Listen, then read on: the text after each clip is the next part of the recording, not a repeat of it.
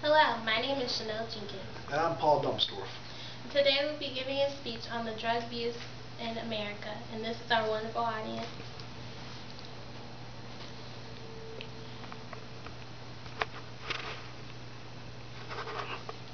The police arrived on the scene to find two automobiles involved in a collision. By 9:00 p.m. that evening, all the roads were blocked with emergency personnel. The first driver was a 22-year-old named Mark. He was driving northbound at an excess of 50 miles per hour over the posted speed limit. Because Mark was completely intoxicated, he never stopped at the red light at the intersection. Jennifer was driving westbound. She had the green light. She was coming through the intersection. She had no time to react. The poor girl never saw Mark coming. Mark hit her on the driver's side, and Jennifer was killed instantly. Her car ended up almost 2 blocks down the street. It rolled over many times before hitting a building. Mark had broken his arm, leg, and some bones in his face from the hitting of the airbag. He was kept under police watch and treated in the hospital. The police reported that Mark was 5 times over the legal limit and had also large amounts of marijuana in his system. Mark had a long history of alcohol and drug abuse, and he was in some pretty close calls while drinking and driving before. Because he never got caught by the police, he never suspected that he would ever kill a young girl. Jennifer was 19 years old, and she was currently in her first year at a university. She was on her way home that Friday night after seeing her parents for the weekend. She was a young woman with great dreams and aspirations, and now all that was gone. This story was reported from CBS News on drug abuse and shows the graphic horror that can come as a result of drug-related problems. Drug abuse is the excessive and addictive use of drugs for non-medical purposes. It also defines a state of emotional and sometimes physical characterized by an urge to take drugs on a constant basis in order to experience the continued effects. Drug abuse can also rise and have one feel as if they're dependent on the actual drug. It has both physical and psychological outcomes. When one is dependent on a drug, it can cause a mentally form of instability. This is the main danger of drug abuse, the fact that a person cannot stop consuming or using a drug. What people should know about drugs is this: they work as chemical substances, and they are meant to change or operate our bodies in a different way. When one puts drugs into the body, it is absorbed into the bloodstream and transported to different parts. For example, drugs may intensify the senses or decrease physical pain. As a result, it alters the brain. Drugs can be helpful and they can be harmful. For example, if I'm in a really bad car accident, I may need to take painkillers in order to get rid of the pain in my back. If I continue to take the painkillers until the pain goes away, I then decide that I don't need the painkillers anymore, that's good because it gets rid of the pain in your back. But if I continue to take them, even though I no longer need the painkillers, this is something that is a form of drug abuse. They can be hurtful, they can be helpful. Unfortunately, situations like this happen to many Americans. This is an expanding epidemic. Many people have this drug-related problem. According to the NCJRS.gov America's Drug Abuse Profile, an estimated 12.8 million Americans, about 6% of household population aged 12 years old and up, have a use of illegal drug problems. Within 30 days, they use it on a constant basis. With this statistic, one alone can see how drug abuse is a huge problem, and we as Americans need to come together to find a way to solve it and stop it. There are many ways we can slow down or even stop drug abuse. One of the main methods is by the use of education. If we educate the young people of America about drug abuse, we can stop a generation from going down a downward spiraling problem. There are many programs to help educate the youth of America. For example, DARE, DARE, which stands for Drug Abuse Resistance Education, is a police-offered led series of classroom lessons that teaches children from kindergarten to the 12th grade on how to resist peer pressure and live productive, drug-free, and gang-free lifestyles. Another motivational program that can help deter people from using drugs is Alcoholics Anonymous, otherwise known as AA. AA helps men and women with the same problem and helps to, recover men and women from alcoholism. The only requirement for this group is the desire to stop drinking or the desire to never stop. There are no dues, there are no fees for AA. The membership is self-supporting and it has its own contributions. They're not allied with any political situations and church denominations.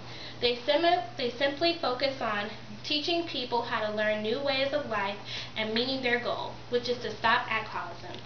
Some of the steps that are taken in AA courses is admitting that they have a problem, alcoholism, and admitting that one cannot control one's addiction or compulsion, recognizing there's a higher power that can give them strength to make it through this rough situation, examining past errors that may be with the help of a sponsor or a person to talk to, making amends with these errors, learning to live a new life or a new code of behavior, and helping others who suffer from the same addictions or compulsions.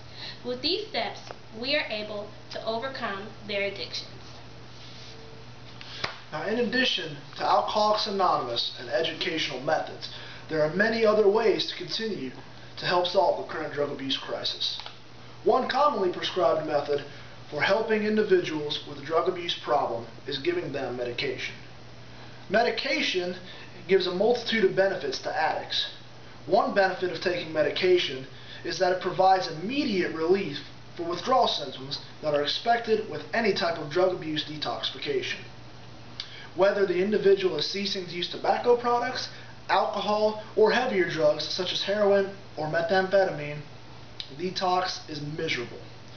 Medication is also used to help reestablish normal brain function, which in turn helps to prevent relapse and subsequently reduce cravings.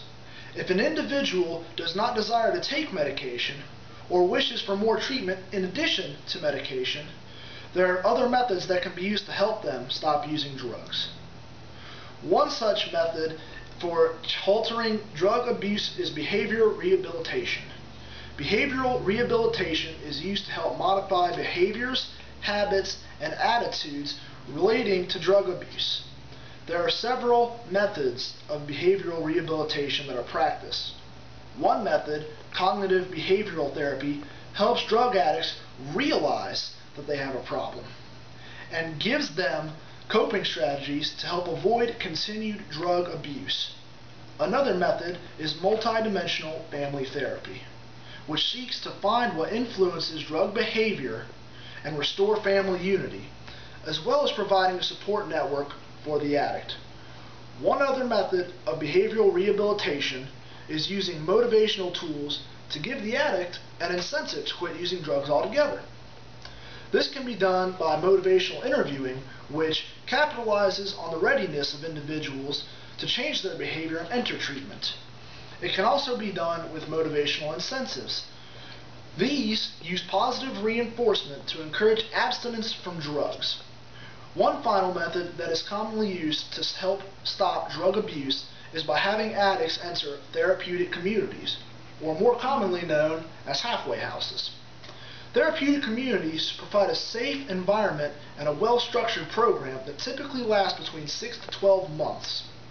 And this allows them to have a support network of other addicts and caring people, and are meant to be accommodating for all groups of people, especially those who would have had a considerably harder time reestablishing themselves into society otherwise, such as pregnant mothers or recently released persons from prison or jail. As you can see, there are many options out there for addicts who wish to stop using drugs. And if we as a community do not reach out to help these addicts to commit themselves to using these available resources, the consequences will be very drastic. Not encouraging addicts to take advantage of the resources available to them can result in negative consequences. One consequence this has on average household is limiting the amount of financial freedom they have. The government gives the DEA, or the Drug Enforcement Agency, an annual budget of $2.2 billion, and that money comes out of taxpayers' pockets, comes out of your pockets. The prison system also takes up a lot of taxpayers' dollars. The United States incarcerates more and more prisoners with each passing year, and in 2006 alone, $86 billion of taxpayers' dollars were spent housing criminals in these correctional institutions. And more money continues to be spent on these prison systems. The problem is, close to half the people that are in prison are in so because of drug-related crimes. If we as a community encouraged addicts to discontinue their use of drugs, we would save a lot of taxpayer dollars.